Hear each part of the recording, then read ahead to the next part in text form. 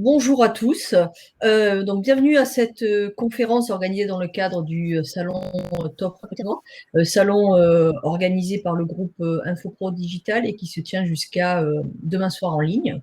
Avant que nous démarrions, je précise aux candidats qui nous écoutent que vous pouvez poser des questions ou avoir un espace de discussion vous avez ça sur la droite de votre écran, chat et questions. Nous prendrons un temps à la fin de la conférence pour répondre à vos questions. On peut y répondre. Donc cette conférence, nous l'avons intitulée Cybersécurité, le nouvel Eldorado.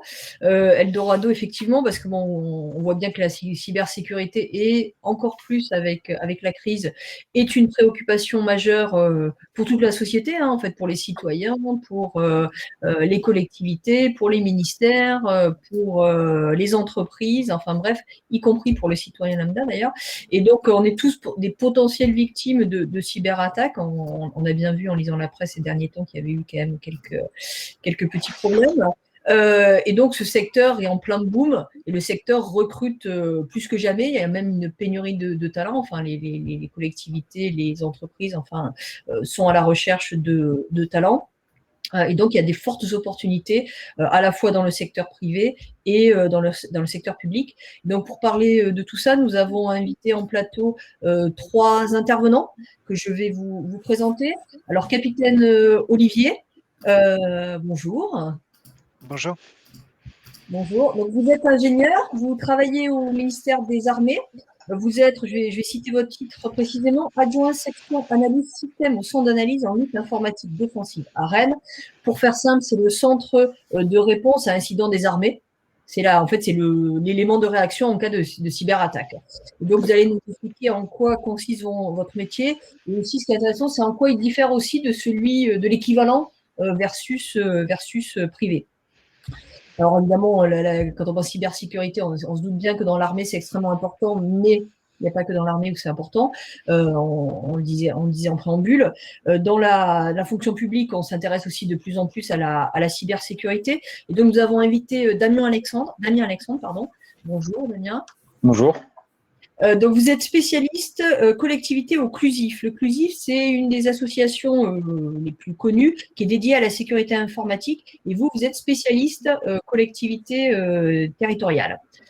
C'est ça. Donc, voilà. Et donc, qui dit ingénieur en cybersécurité dit évidemment étudiant et donc formation. Et donc, nous avons invité une des écoles parmi les plus réputées, l'EFRE, l'école d'ingénieurs spécialistes du numérique, avec Mick Dupont. Bonjour. C'est exact, bonjour à tous. Bonjour. Donc, je vous propose de commencer on va commencer par l'armée, un secteur évidemment, les cyberattaques, il faut absolument lutter contre. Donc, capitaine Olivier, vous êtes ingénieur, vous êtes ministère des Armées, mais vous êtes ingénieur avant tout. Comme je vous disais, vous travaillez au sein du centre de réponse à incidents des armées. Mais en quoi consiste votre travail? Peut-être avant de rentrer dans le vif du sujet, est-ce que déjà vous pouvez nous expliquer c'est quoi être un ingénieur au sein de cette structure, au sein des armées, et en quoi ça diffère en fait du même métier qu'on peut faire dans une entreprise privée? Alors, en fait, le CALID, donc comme vous l'avez dit, c'est le centre de réponse à incidents cyber du ministère des Armées. Donc, finalement, nous, on a 2 missions principales. La première mission, c'est une mission d'intervention, ça veut dire que lorsque le ministère des Armées est touché par une cyberattaque, c'est notre unité qui va intervenir. Et donc, dans le premier volant de nos missions, ça va être vraiment une mission d'intervention. Donc, on va intervenir sur les systèmes pour essayer de comprendre ce qui est en train de se passer. Et donc, très rapidement, il y a le deuxième volet qui va se mettre en œuvre, c'est le volet investigation, donc analyse, d'où le nom section d'analyse pour laquelle je travaille plus particulièrement. Donc, ces analyses, ça consiste en quoi? Ça consiste à essayer vraiment de comprendre finement ce qui est en train de se passer ou ce qui s'est passé, parce que ça dépend, parfois c'est encore en cours et parfois on arrive un peu après. Et pour nous, l'objectif qu'on nous fixe, c'est de savoir si, oui ou non, on est sur un acte qui est interétatique. C'est-à-dire, est-ce que c'est un autre État qui est en train de nous attaquer ou pas? Alors, ce dernier point, c'est vraiment la particularité du commandement de la cyberdéfense et puis du CALID. En fait, c'est la particularité des armées, puisque dans les grandes entreprises, hein, qui elles aussi possèdent, ou dans les collectivités d'ailleurs, il y a des centres de réponse à incidents qui sont peu à peu montés, et eux, ils vont essayer, voilà, ils vont faire de la réponse à incident, mais ils n'iront pas jusqu'à ce niveau d'analyse aussi fin que nous. Donc voilà comment ça se. Alors, quelles sont les différences au jour le jour? Moi, je travaille dans une équipe d'une vingtaine de personnes, et donc dans cette équipe, on est moitié de militaires et moitié de civils. Donc, on est une vingtaine, et donc on est pile 10 militaires et 10 civils. Donc, en fonction des missions, chacun a un peu ses spécificités. Et puis voilà, comme officier, moi, mon travail, c'est un travail un peu de manager. Donc en lien avec mon chef, voilà, je m'occupe de tout ce qui est suivi des opérations, suivi mais aussi du personnel avec les formations, les exercices, tout ce qui peut être aussi projet de développement d'outils internes ou d'acquisition de nouveaux outils quand ils existent. Voilà. D'accord. Alors, comment vous êtes? Parce que vous êtes ingénieur, je crois que vous avez eu un parcours dans le privé auparavant. Vous pouvez nous raconter un petit peu et comment vous êtes rentré finalement dans l'armée et comment les candidats peut-être qui nous écoutent peuvent rentrer dans l'armée, quoi. Comment- Alors, bon, déjà, oui, effectivement, moi, je suis rentré. Alors, j'ai fait une école d'ingénieur post-bac, hein, j'ai fait l'ECE à Paris, donc relativement proche Le CEO, de c'est l'ECE, donc qui est relativement proche de l'EFRE en termes on va dire, d'enseignement. Dès cette période-là, en fait, j'avais une petite envie de rentrer dans l'armée, donc. Au cours de mes études, j'ai signé un engagement à servir dans la réserve opérationnelle. Donc, c'était un peu pour objectif de découvrir ce que c'était que la réalité militaire. Donc, au bout de 5 ans, quand j'ai été diplômé d'école d'ingénieur, finalement, la société dans laquelle je travaillais m'a proposé enfin, dans la société dans laquelle j'avais fait mon stage de fin d'études, pardon, m'a proposé un poste. Donc, moi, j'ai continué là-dessus. Donc, j'ai travaillé 2 ans pour cette société de service, puis après j'ai été recruté au ministère des Affaires étrangères, où là j'ai travaillé 3 ans, et puis au bout de 3 ans, donc je continue à être militaire de réserve, et puis il y a certains de mes proches qui m'ont dit, bah, pourquoi est-ce que tu serais pas militaire à temps plein? Enfin, à chaque fois que tu rentres de ces activités avec la réserve opérationnelle, tu es toujours très content de ce que tu as fait, donc pourquoi pas?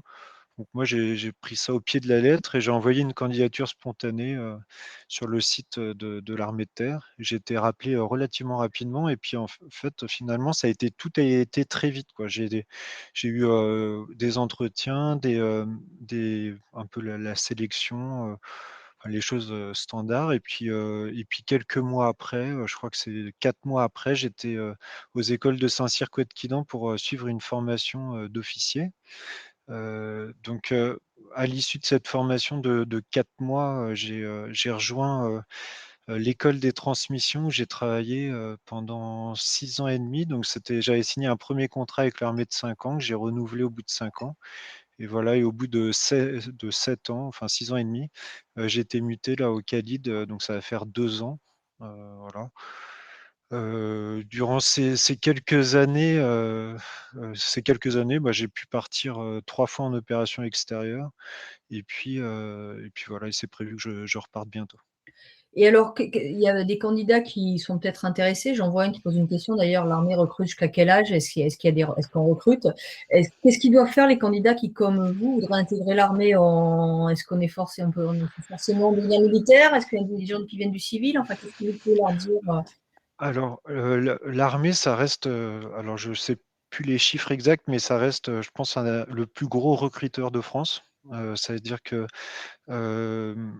après, enfin voilà, donc il y a vraiment des métiers pour tout le monde, pour tous les types de niveaux scolaires, enfin voilà, Les ingénieurs de. et techniciens qui sont en l'occurrence Ah là. oui, bien sûr, enfin tout même, après, je pense qu'on est aussi, moi je vais réutiliser un terme un peu générique, on a encore ce côté ascenseur social qui est très fort dans l'armée. C'est-à-dire que c'est encore tout à fait possible, même ça arrive très régulièrement qu'il y ait quelqu'un qui s'engage vraiment tout en bas de l'échelle et puis qui arrive à devenir officier, voire officier supérieur. C'est des choses qu'on voit relativement souvent. Nous, dans la partie cyber, c'est sûr que les personnes qu'on vise, entre guillemets, c'est plutôt soit des gens qui ont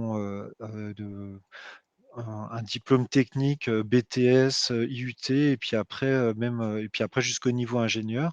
Il y a autant, enfin, ce que j'aime dire, c'est qu'il y a autant de parcours qu'il y a de soldats dans les armées.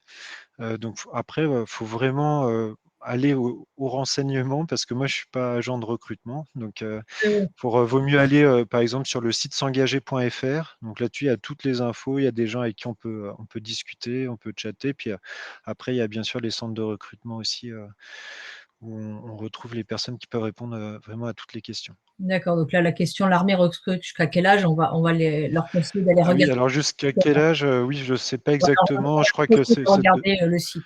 c'est un peu plus de 30 ans, je crois. Je reviens sur votre parcours. Quels sont en fait les avantages à être dans l'armée? Vous parliez d'évolution de carrière, d'opérations à l'extérieur. Enfin, ça va être quoi les plus? On est tellement derrière un bureau. Enfin, c'est quoi les plus à travailler là plutôt que dans une entreprise? Alors bon, c'est une question qui est un peu difficile parce que chacun peut trouver ses avantages, hein.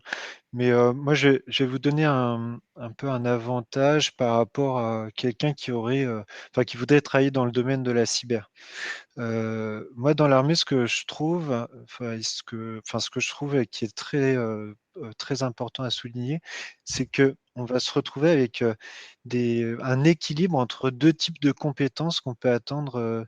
Voilà, des étudiants qui sortent d'études supérieures actuellement, heu, on demande à ce qu'ils soient à la fois des experts techniques et puis des managers. Et ça, dans l'armée, voilà, les officiers, ils ont à la fois ce devoir de pouvoir réfléchir pour trouver un peu des solutions à des problèmes complexes, ou enfin, surtout dans notre domaine, mais aussi ce qu'on leur demande, c'est d'être attentifs à l'humain. Alors ça paraît assez démago, ce que je dis, mais en fait pas du tout, hein. C'est vraiment, on demande à ce qu'il y ait, cette, bienveillance envers les équipes parce qu'on se rend compte que nous, en opération extérieure, c'est essentiel. Moi, cet équilibre, je l'ai retrouvé que dans l'armée. Donc après, j'ai pas non plus visité toutes les entreprises de France, hein. Mais voilà, c'est pas obligatoirement ce qui m'avait poussé à rentrer dans l'armée, mais je trouve que c'est un bel avantage et il mérite d'être souligné.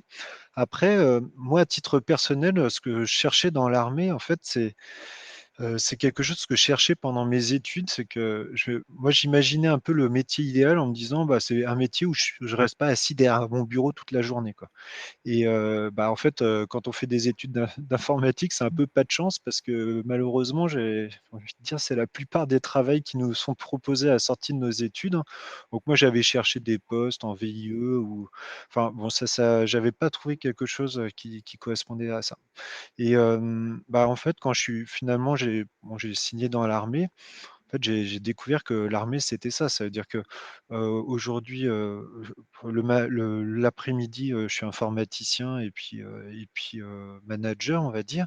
Mais, à côté de ça, je fais du sport, je fais du tir, je vais dormir, sur le terrain, je pars en opération extérieure. Donc j'ai vraiment j'ai vraiment l'impression, d'avoir cette routine qui est, continuellement bousculée. Et moi, c'est un peu ce que je recherchais et ce qui est pas obligatoirement, lié à un métier d'informaticien. Donc voilà un peu les avantages qu'on peut trouver dans l'armée, les avantages que moi j'ai trouvés dans cette institution. Bah, écoutez, merci beaucoup. On a bien compris que l'armée recrutait et que c'était aussi une façon d'exercer son métier, mais un peu différemment. Et donc, ça peut certainement intéresser un certain nombre de personnes qui nous écoutent. Damien Clusif, Damien Alexandre, allô, Oui, Damien? c'est l'assistance. Je suis au téléphone avec lui, il arrive tout de suite. Ah d'accord, ok. Bon, on va patienter alors s'il arrive tout de suite. Vous m'entendez? Vous m'entendez?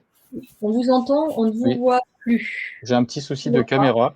J'ai un petit souci de caméra. Je ne sais pas ce qui s'est passé. Je vous propose d'intervenir sans Oui, caméra, voilà. du coup, C'est ce hein, que pour pas j'allais perdre vous de temps. proposer, il n'y a pas de souci. Donc, comme je disais, vous êtes spécialiste collectivité occlusive. Occlusive, une association indépendante de professionnels de la sécurité de l'information. Vous êtes aussi, c'est intéressant, responsable de RSSI, responsable de la sécurité des systèmes d'information, DPO, chez un opérateur public de services numériques, en l'occurrence Soluris, une entreprise qui est basée en Charente-Maritime. Donc, je voulais... Enfin, quel est pour vous, on a parlé de l'armée, mais on a bien dit que le risque cyber concernait quand même à peu près tout le monde. Quelle est la situation des collectivités en matière de cybersécurité? Est-ce qu'elles sont elles aussi soumises au risque et dans quelle mesure, quoi? Est-ce que vous pouvez nous faire un petit panorama? Oui, alors en fait, pendant longtemps, les collectivités se sont crues un peu à l'écart des menaces, des cybermenaces. Et puis en fait, avec l'explosion de la menace de type rançongiciel, un ransomware, donc finalement, là, ce sont des cybercriminels, donc des personnes qui veulent gagner de l'argent et qui vont attaquer de manière massive et souvent de manière assez non ciblée des structures. Et bien en fait, les collectivités territoriales sont aujourd'hui, comment dire, victimes de nombreuses attaques de ce type-là. Donc c'est maintenant de plus en plus relayé dans les médias. Vous avez peut-être entendu parler des attaques Angers, La Rochelle, la métropole, Marseille, Aix, etc. Enfin, donc il y a eu de nombreuses collectivités qui ont été touchées et ça a été fortement médiatisé. Il y a un autre phénomène qui rend visible aussi la menace dans les collectivités territoriales, c'est avec l'arrivée du RGPD, donc texte de loi datant de 2016 et en application normalement depuis 2018. Les collectivités, comme d'ailleurs normalement les entreprises privées, ils ont l'obligation maintenant de déclarer lorsqu'elles sont victimes de cyberattaques dans lesquelles il y a eu des données personnelles qui ont été soit détruites, soit récupérées par des cybercriminels. Et donc, clairement, aujourd'hui, les collectivités sont autant ciblées que les entreprises privées. Voilà. Donc, alors, je ferai une petite différence effectivement avec le cyberterrorisme, donc je dirais des menaces de type étatique, où là, effectivement, peu de collectivités sont dans ce scope-là. Et là, je pense que l'intervenant précédent, c'est plutôt sa spécialité. Dans les collectivités, on est vraiment face à des cybercriminels. C'est une situation qui est grave, hein, parce qu'en fait, de plus en plus de collectivités sont menacées. Il y a eu d'ailleurs une intervention de Guillaume Poupard, le directeur de l'Agence nationale pour la sécurité des systèmes d'information, en fin d'année dernière au Sénat, où il indiquait que la situation dans les collectivités territoriales était préoccupante et que ça allait devoir être une priorité en 2021, ce qui a été suivi de fait, puisque dans le cadre du plan de relance, il y a un volet cybersécurité qui est directement dédié aux collectivités.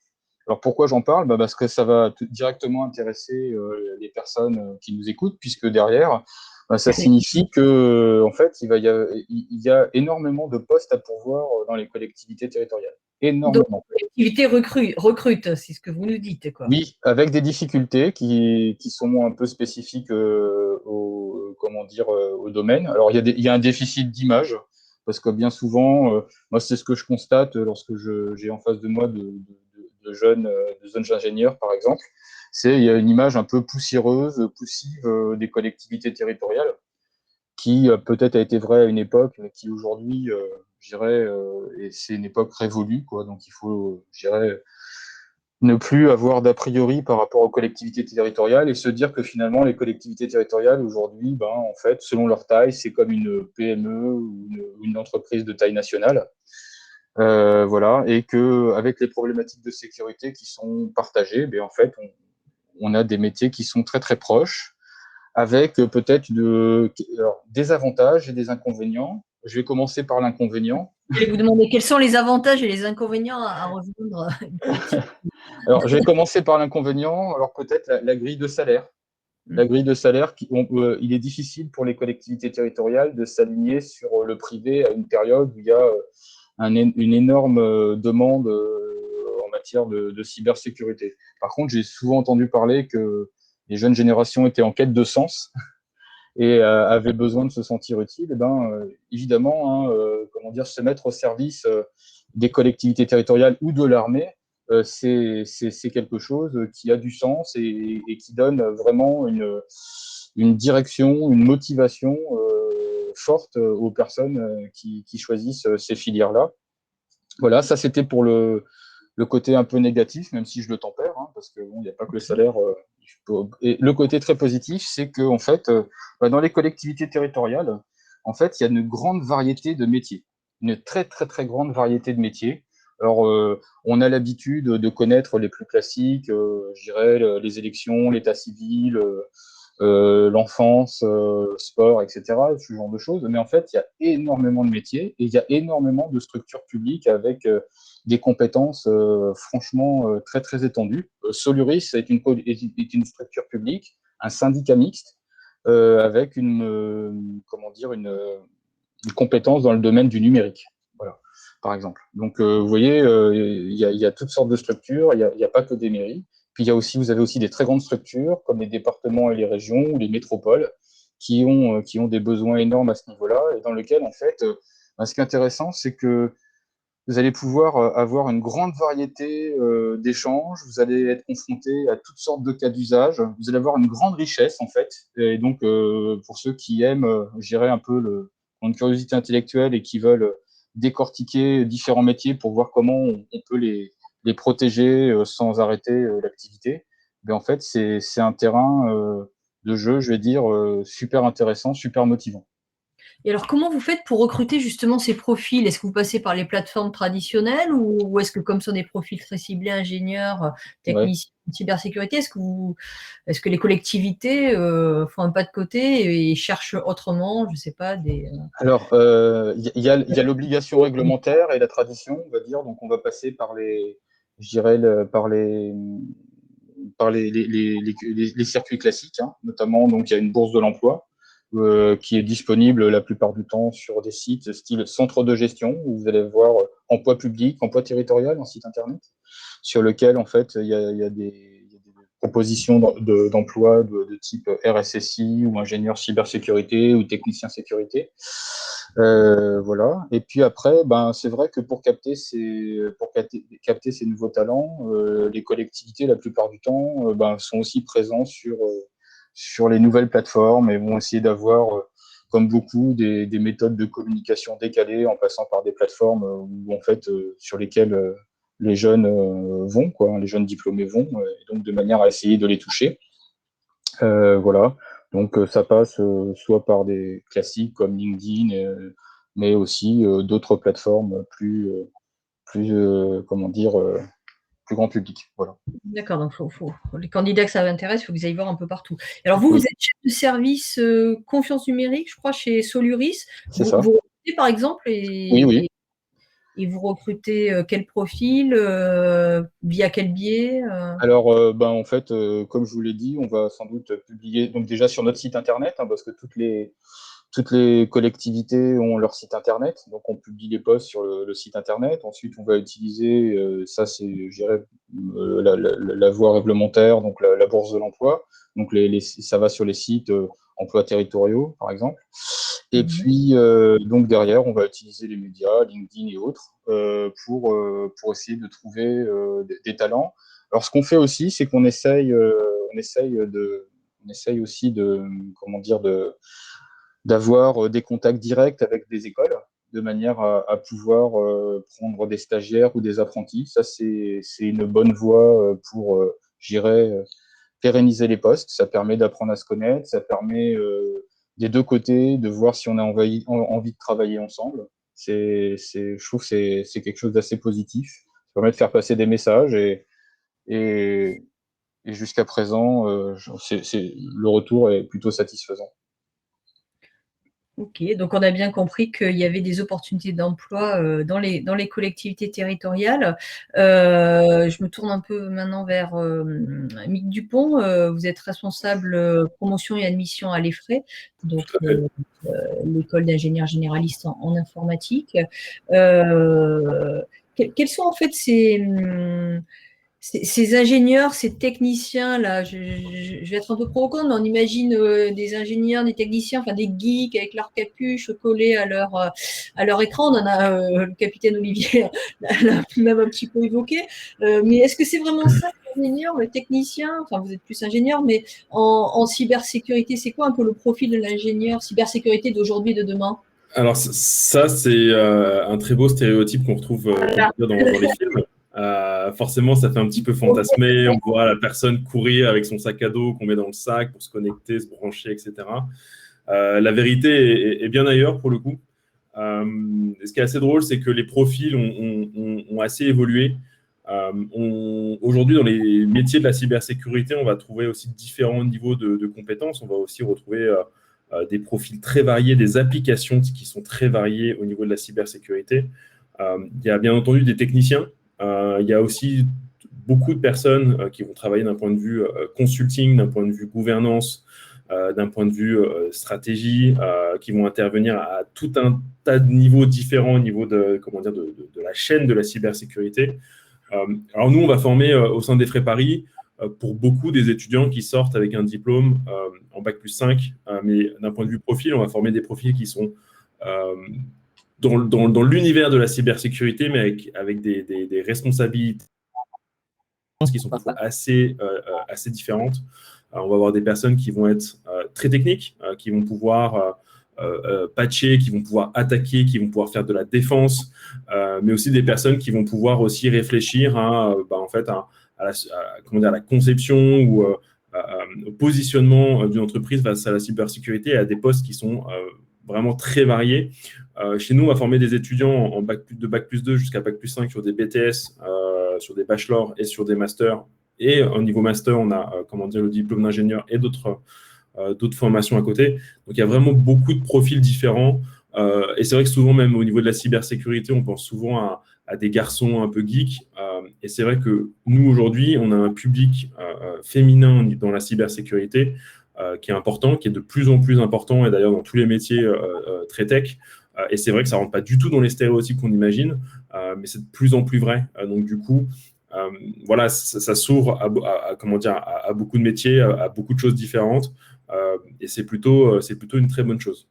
Oui, avec des ingénieurs qui ont des compétences finalement de plus en plus larges. On en parlait aussi tout à l'heure, c'est-à-dire management, etc. Oui, c'est ça. Tout à fait. Des compétences qui sont de plus en plus larges, mais c'est aussi que les métiers de la cybersécurité, où on le voit comme étant quelque chose de très technique, de très compliqué, etc., ça s'ouvre aussi à différents niveaux en fait, de compétences. Donc, on peut avoir des ingénieurs en cybersécurité. On peut aussi avoir des étudiants qui sortent avec un Bac+3 axé sur de la sécurité informatique pour un certain type de poste. Et eux peuvent aussi, dans les métiers de la cybersécurité, intervenir, se former. Pareil pour des étudiants qui sortent de chez nous avec en l'occurrence, l'un des BTS. Ce qui est intéressant dans les métiers de la cybersécurité, comme dans d'autres, et je prends, Capitaine Olivier et Monsieur Alexandre en témoin, c'est qu'on peut aussi en fait, se former au fur et à mesure. Je pense avec tout un tas de certifications, avec tout un tas de challenges aussi qu'on peut faire en ligne. Et il y a parfois des personnes très douées en cybersécurité, mais qui au final n'ont pas énormément de diplômes, n'ont pas les diplômes auxquels on s'attend. Et c'est ça aussi qui est intéressant dans ce domaine-là. C'est vrai que le parcours, on va dire, idéal, ça va être comme Capitaine Olivier, ça va être une grande école d'ingénieur, ça va être un cursus informatique, pousser un gros niveau tech et scientifique. La réalité est un petit peu ailleurs au final. Et c'est vrai qu'il y a beaucoup de profils auxquels on ne s'attend pas, qui ne sont pas forcément passés par une grande école, qui ne sont parfois même pas passés par un cursus en informatique. Moi, c'est ça, je trouve, un petit peu la magie du domaine, parce que ça donne quelque part une chance à tout le monde, et il y a beaucoup de personnes qui arrivent à s'exprimer de cette façon-là. Mais tout ça pour dire que ça ouvre à beaucoup de profils différents, de métiers différents, et je pense que ça va continuer de s'ouvrir pour différents publics, ça va créer un domaine extrêmement riche. Avant de rebondir sur ce que vous dites, il y a beaucoup de questions de gens qui ont 50 ans. On va revenir dessus sur cette question des seniors. Je termine quand même avec vous, Mick Dupont. Les opportunités d'emploi, c'est quoi? Vous les placez où, vos étudiants? Et c'est le privé? C'est le public aussi? Puisqu'on a deux représentants Nous, dans notre cas, ça va être en toute franchise beaucoup d'entreprises privées. Il doit y avoir aussi un petit peu de public. J'ai pas forcément écho d'anciens de chez nous qui soient comment dire, au sein de l'armée, c'est possible. C'est vrai que, comme c'était dit un petit peu plus tôt, les frais et le CE, c'est deux écoles qui sont assez semblables sur pas mal de choses, très proches. Et pour le coup, ça va être beaucoup des entreprises privées. Dans le type d'entreprise, ça va être par exemple Orange Cybersécurité, avec qui on travaille beaucoup, qui est une entreprise, comme vous devez peut-être le savoir, qui est au niveau de la cybersécurité, qui a beaucoup investi, qui se développe énormément dans ce domaine et qui a aussi des besoins personnels au niveau, comment dire, de ses services. On va aussi avoir de consulting spécialisés dans la cybersécurité, comme par exemple Squad.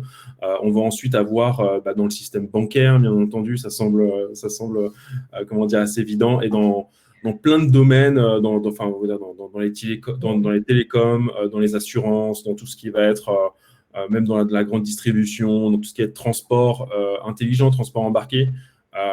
Tous les domaines aujourd'hui font appel à la cybersécurité. Et donc, ça se développe partout. Et c'est vrai que nous, nos étudiants, à ma connaissance, sont en grande majorité placés dans le privé. Et alors, les entreprises, les collectivités veulent des ingénieurs, des techniciens très très vite performants en fait. Oui. Comment vous les aidez à devenir quasiment tout de suite opérationnels? Alors là-dessus, c'est au niveau, comment dire, des cours. Je pense qu'il y a quelque chose de très important au niveau des programmes. D'où l'importance de choisir une école, comment dire, qui soit à la page. C'est-à-dire qu'au niveau de la cybersécurité, comme c'est vrai, comme au niveau de la data, au niveau des sujets de développement, etc., hyper important d'être à la page et d'avoir des programmes qui se renouvellent tous les ans. Parce que si on ne se renouvelle pas, si on passe 3 ans sans renouveler le programme à les choses qu'on aborde, forcément, en fait, on arrive sur le marché du travail, on est déjà, comment dire, obsolète. Donc ça, c'est déjà le premier point.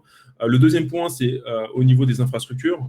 Pareil, nous, sur le campus, on a, comment dire, différentes salles qui sont dédiées à la cybersécurité, des salles qui sont coupées du réseau de l'école, parce que des étudiants pourraient être tentés d'un petit peu jouer avec le réseau et de le faire tomber, donc ce n'est pas le but. Et en fait, ils ont 2 espaces, un petit peu de liberté, où ils peuvent travailler sur tous leurs scénarios de cybersécurité, d'attaque, de défense, en toute tranquillité, en toute liberté. Ils y ont accès en présentiel, mais aussi en distanciel, pour justement travailler. Donc, le fait d'avoir des infrastructures qui leur permettent de s'éclater, de s'amuser, c'est hyper important. Le dernier point que je citerai, ce serait aussi au niveau des certifications. Ça paraît bête, mais le fait de pouvoir passer des certifications, je pense, comment dire, à la certification Ethical Hacker, par exemple, en tout cas chez nous, qu'on apprécie beaucoup, et Capitaine Olivier a l'air d'acquiescer. Mais c'est vrai que c'est quelque chose qui est pour nous, chez nous, important. On propose à nos étudiants de le passer en fin de cursus, donc pas en première année, mais plutôt en fin de cursus, quand ils sont en M1, en M2.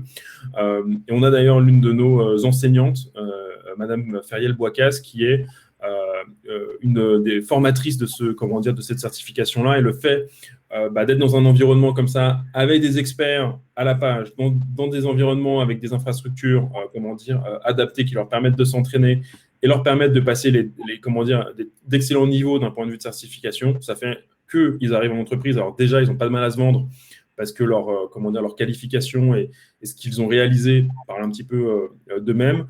Mais en plus de ça, ils sont à la page, ils comprennent les problématiques, ils ont déjà eu de l'expérience dans le domaine, et donc ça se fait très bien.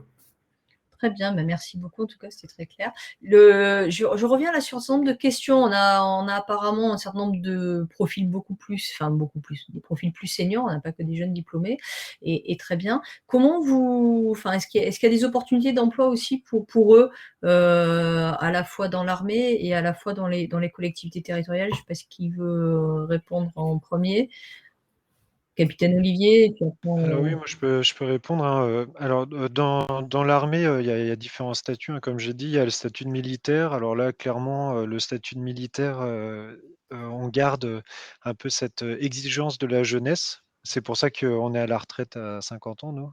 Mais donc voilà, on a le recrutement se fait relativement jeune. En revanche, l'armée emploie aussi des personnels civils.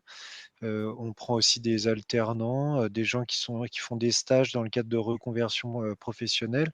Donc il y a quand même des opportunités qui peuvent être qui sont possibles au sein de l'armée. Après, c'est sûr que la cible du recrutement militaire, c'est une population qui est en dessous de, alors je ne sais pas l'âge exact, mais en dessous de la trentaine, quoi.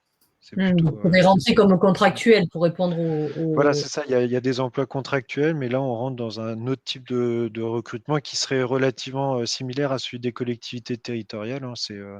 Voilà, on a entendu parler tout à l'heure de la bourse des emplois, hein. Donc, ça s'appelle place de l'emploi public maintenant, si je ne me trompe pas. Et donc, voilà, nos postes, ils vont être diffusés là-dessus au même titre que les postes des collectivités territoriales. Et alors, Damien Alexandre, vous êtes revenu parmi nous, en image aussi. Pour les seniors, est-ce qu'il y a des vraies possibilités aussi dans les collectivités? Parce que c'est quand même une inquiétude. Ceux ils ont à la fois une expérience et en même temps, il y a la barrière de l'âge qui peut parfois. Alors, il n'y a pas de barrière d'âge, au moins légalement, dans les collectivités territoriales, pour le recrutement de personnes dans le domaine de la cybersécurité. Et j'aurais même tendance à dire que pour certains domaines, c'est peut-être même un avantage d'avoir quelques années d'expérience pour pouvoir aborder des métiers qui vont plus être sur l'organisationnel, sur l'analyse, le conseil, et moins sur les aspects techniques. Plutôt ceux qui vont avoir une approche un peu systémique, mise en place de systèmes de management de la sécurité de l'information, auditeur de la sécurité de l'information. Donc, et sur lequel il faut un savoir-faire différent, un savoir-être, être en capacité de rassurer aussi, etc. Et donc, du coup, comment dire, le fait de ne pas être un jeune étudiant n'est pas forcément un désavantage. Ça dépend sur quel type de poste, en fait, on va postuler. Voilà, il faut, je dirais, être en cohérence, je pense, ou en accord avec, je dirais, les standards du moment sur le sujet. Et c'est vrai que souvent, en fait, la technique, etc., c'est plus l'apanage. Je dis bien plus dans les recrutements vers des jeunes diplômés qui sont justement up-to-date, déjà prêts, formés sur les dernières technos, etc. Voilà. Après, comment dire, la cybersécurité, c'est un peu comme l'informatique aujourd'hui. Informatique, ça veut plus rien dire, hein. Il y a tellement de métiers dedans que voilà. La cybersécurité, en fait, il va y avoir plein de métiers dedans, plein de profils différents, de hyper technique à, je dirais, de la communication, du conseil, du management. Il va y avoir vraiment le grand écart, voilà. Et je dirais, il y a vraiment de la place pour tout le monde. Dans les collectivités territoriales, on peut soit passer un concours. La plupart des concours n'ont pas de limite d'âge, je dis bien la plupart.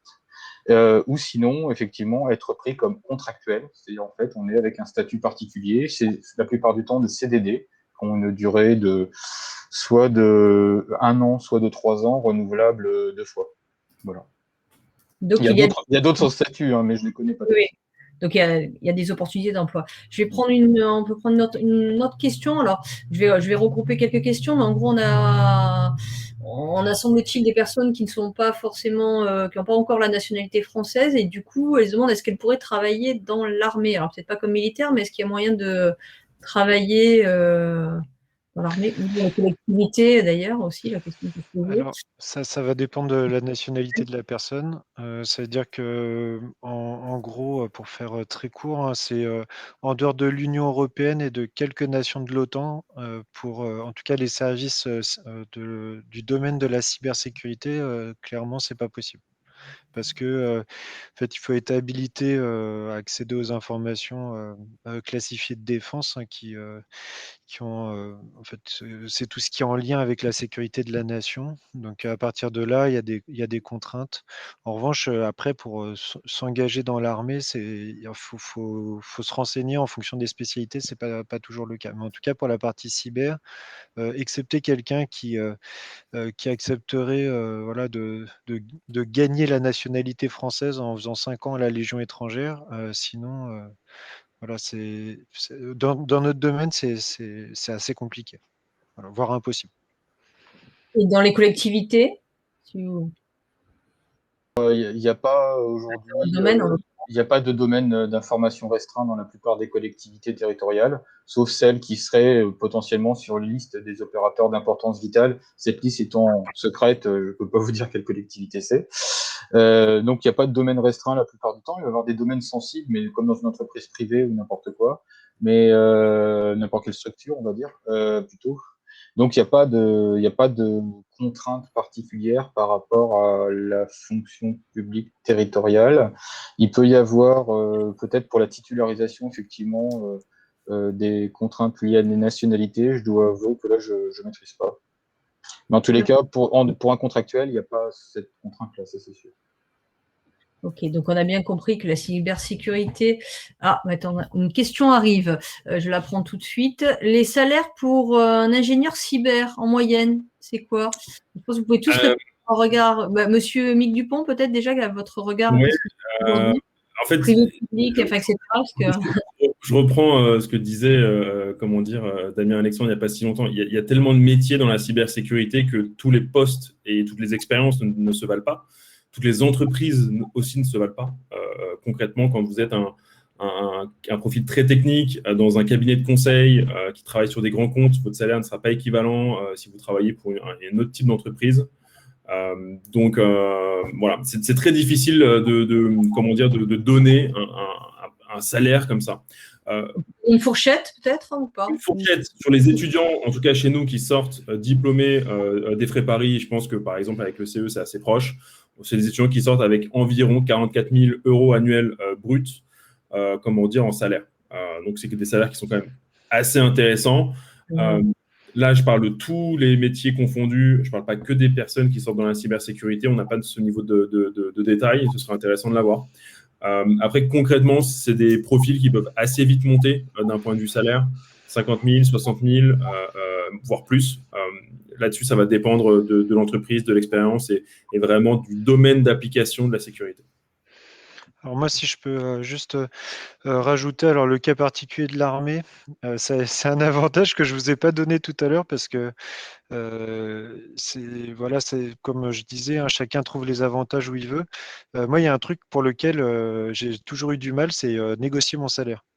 Et il se trouve que dans l'armée, en fait, on négocie pas. Donc, c'est relativement simple de ce côté-là.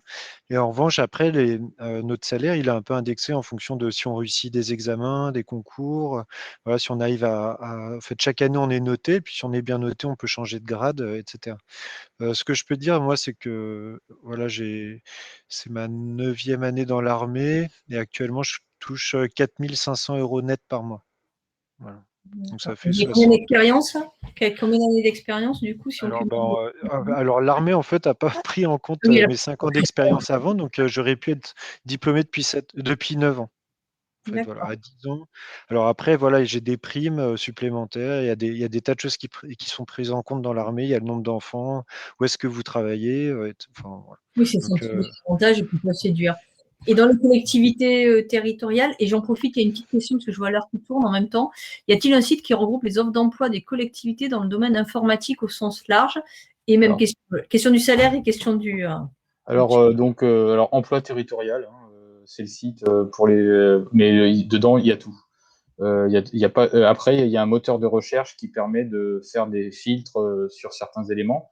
Il faut souvent aller sélectionner notamment la filière technique, donc qui correspond à des métiers plus de DSI, RSSI, etc. Enfin, autour de cela. Voilà. Au niveau des salaires, c'est très très très compliqué de vous répondre parce qu'en fait, comme le disaient mes deux interlocuteurs précédents, il y a de grandes diversités. Même principe, par contre, que pour l'armée, c'est-à-dire qu'une fois que vous êtes dans une collectivité territoriale, quand vous êtes titulaire, en fait, vous avez des grilles de salaire, voilà. Et en général, avec un bac plus 5, on peut prétendre à être en filière A. Voilà, vous avez C, B, A, puis A+, aussi, mais vous pouvez commencer en A, ce qui offre des niveaux de salaire conséquents par rapport aux collectivités territoriales. Je dirais aujourd'hui, ça peut aller de 1500, 1600 €. Alors attention, je ne veux pas faire fuir tout le monde tout de suite. Mais je parle en net, là, hein, par mois, à 4 à 5 000 euros, effectivement, mais dans les plus grandes structures et pour des personnes qui sont très, très, très pointues, quoi. Là, on est sur des niveaux de salaire qui sont assez élevés quand on compare par rapport au poste des managers, DG, etc., quand on regarde les grilles de salaire. Voilà. Donc, clairement, ça, c'est des salaires qui sont, la plupart du temps, je dirais, un tiers, au moins d'un tiers inférieur à ce qu'on peut trouver dans le privé. Au moins. Très bien. Bon, merci, merci à vous. En tout cas, on l'a compris, la cybersécurité, c'est quand même un Eldorado, hein. La question était, et la réponse est claire. En tout cas, il y a des opportunités d'emploi privées, publiques. Voilà, et j'espère que nous aurons aidé nos auditeurs à y voir plus clair. Merci à vous, en tout cas, et bonne journée. Merci beaucoup. Au revoir. Au revoir. Merci, au revoir.